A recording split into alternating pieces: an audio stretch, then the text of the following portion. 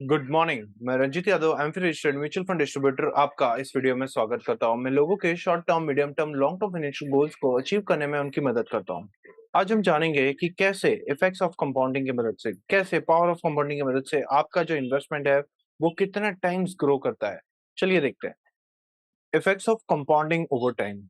मान लेते हैं कि आपने 10,000 रुपीज मंथली इन्वेस्ट कर रहे हो, तो आपकी जो इन्वेस्टमेंट की वैल्यू है वो after 2 years, 5 years, 10 years, 15 years, 20, 25, 30 years में कितने हो जाएगी अगर आप सेविंग्स, बैंक एफडी या इक्विटी म्यूचुअल फंड में इन्वेस्ट करते हैं। तो आपकी जो वैल्यू ऑफ इन्वेस्टमेंट है, मान लेते हैं कि आपने 10,000 रुपीज पर मंथ इन्वेस्ट कर रहे हैं डिफरेंट एसेट क्लास में, जैसे कि फॉर एग्जांपल सेविंग्स अकाउंट में या फिर बैंक एफडी या इक्विटी म्यूचुअल फंड्स में।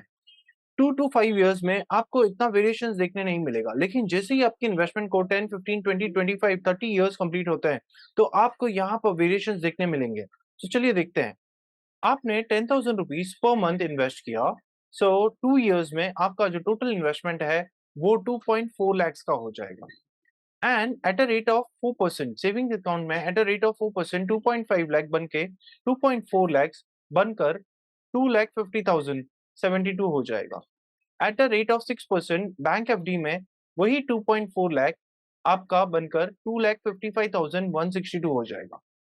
एंड अगर आपने इक्विटी म्यूचुअल फंड स्कीम्स में इन्वेस्ट किया और उस स्कीम्स ने अगर 10% का रिटर्न दिया, तो आपका जो 2.4 लाख है वो बनकर हो जाएगा 2,65,451। मान लेते हैं कि आपकी म्यूचुअल फंड स्कीम्स ने 12% का रिटर्न दिया, तो आपका जो 2.4 लाख है वो बनकर बन जाएगा 2,70,650।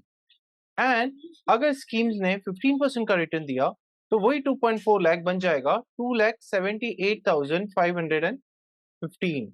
जैसे ही आपके इन्वेस्टमेंट को 5 इयर्स कंप्लीट हो जाएंगे, सो 5 इयर्स के बाद आपका जो टोटल इन्वेस्टमेंट है वो हो जाएगा 6 लैक्स। एंड सेविंग अकाउंट्स में with the effect of compounding आपका जो 4% के हिसाब से आपका जो रिटर्न है वो 6,63,957 हो जाएगा।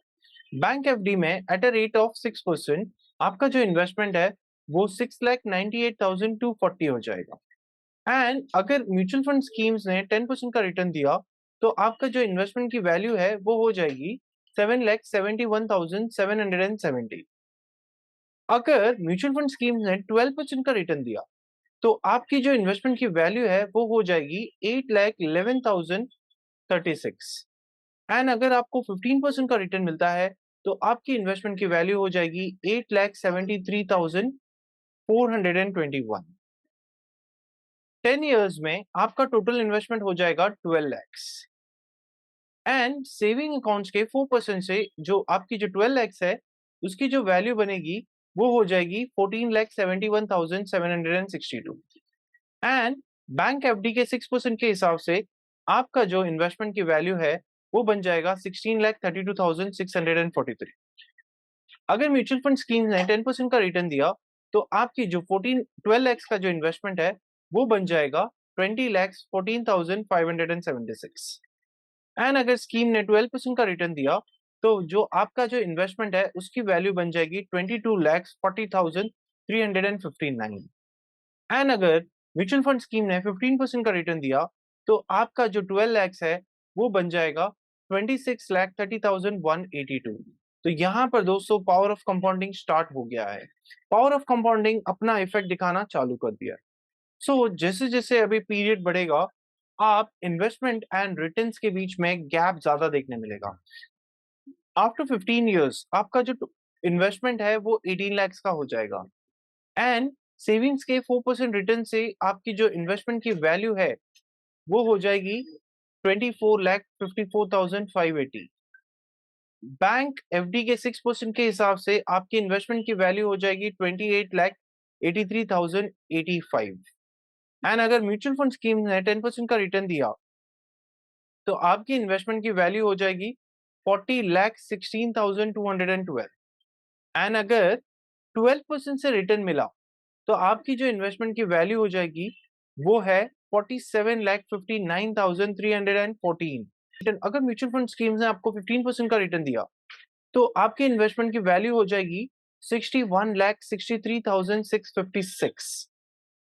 आफ्टर 20 इयर्स आपकी जो इन्वेस्टमेंट की वैल्यू हो जाएगी वो है 24 लैक्स। सेविंग अकाउंट्स के 4% से आपका जो 24 लैक्स है वो ग्रो करके बन जाएगा 36,50,329 एंड 6% के बैंक एफडी से आपका इन्वेस्टमेंट का वैल्यू बन जाएगा 45,56,458। अगर म्यूचुअल फंड ने 10% का रिटर्न दिया तो आपका जो 24 लैक्स है वो ग्रो करके बन जाएगा 72,39,867। एंड अगर स्कीम ने 12% का रिटर्न दिया तो आपकी जो 24 लाख की जो वैल्यू है वो बन जाएगी 91,98,574। सॉरी, अगर म्यूचुअल फंड स्कीम ने 15% का रिटर्न दिया तो आपका 24 लैक्स ग्रो करके बन जाएगा 1,32,70,734। आफ्टर 25 इयर्स आपका खुद का इन्वेस्टमेंट जो है वो 30 लैक्स हो जाएगा। सेविंग अकाउंट्स के 4% से आपकी जो 30 लैक्स की वैल्यू है वो खुद हो जाएगी 51,05,140 एंड बैंक एफडी के 6% के हिसाब से आपका 30 लैक्स ग्रो करके बन जाएगा 67,95,808। इक्विटी म्यूचुअल फंड स्कीम्स ने अगर 10% का रिटर्न्स दिया तो आपकी 30 लैक्स की जो वैल्यू है वो बनकर हो जाएगी 1,24,31,596। अगर स्कीम ने 12% का रिटर्न दिया तो आपका जो 30 लैक्स है वो ग्रो करके बन जाएगा 1,70,22,666 एंड अगर स्कीम ने 15% का रिटर्न दिया तो आपका जो इन्वेस्टमेंट है 30 लैक्स का वो ग्रो करके बन जाएगा 2,75,65,608। आफ्टर 30 इयर्स आपका खुद का इन्वेस्टमेंट ही 36 लैक्स हो जाएगा and with a 4% growth of saving account investment की वैल्यू बन जाएगी 68,75,140। बैंक एफडी के 6% की ग्रोथ के साथ इन्वेस्टमेंट की वैल्यू बन जाएगी 97,92,565 एंड इक्विटी म्यूचुअल फंड्स में अगर 10% का रिटर्न मिलता है तो आपकी जो इन्वेस्टमेंट है 36 लाख से ग्रो करके बन जाएगा 2,07,92,927।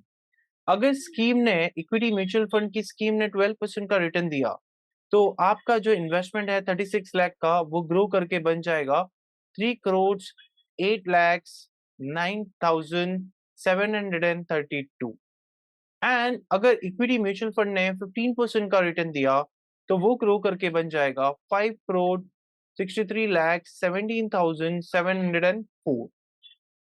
So this is the effect of power of compounding.